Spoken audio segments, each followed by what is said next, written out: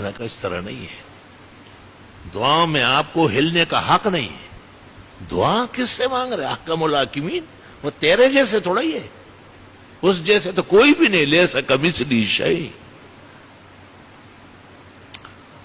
تو دعا بہت توجہ سے مانگا کرے، ہاتھ نہ بالکل کھلے ہوئے ہو نہ بالکل بند ہو. عالمگیری میں لکھا ہے معمولی سا فاصلہ رکھے، نہ بہت اٹھائے نہ بہت بٹھائے، سینے کے سیدھ میں ٹھیک ہے. اور حدیث میں دعا ایسی مانگو جیسے آپ ہتھیلیوں سے کوئی چیز مانگ رہے ہیں.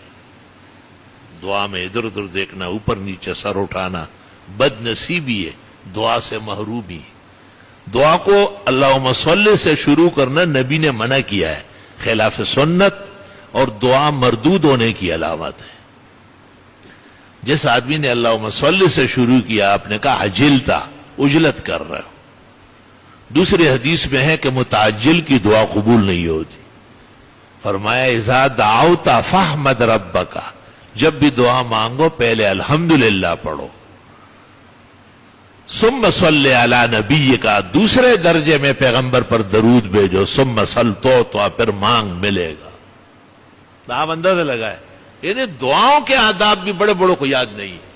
اللہم صلی علی محمد. بابا یہ کیا ہو رہا ہے؟ یہ آپ کی اپنی کوئی شریعت ہے کیا؟ یہ ترمذی بخاری اور مسلم کے بعد اہم مہم کتاب ہے دعوات الکبیر میں 4 حدیث ہے، چاروں میں پیغمبر نے منع کیا کہ درود شریف سے آپ نیک عمل شروع نہیں کر سکتے. کسی بھی وظیفے کے بارے میں یہ کہنا اول و آخر درود سری دروغ، غلط، فوش، غلط، پیغمبرانہ خلاف ورزی.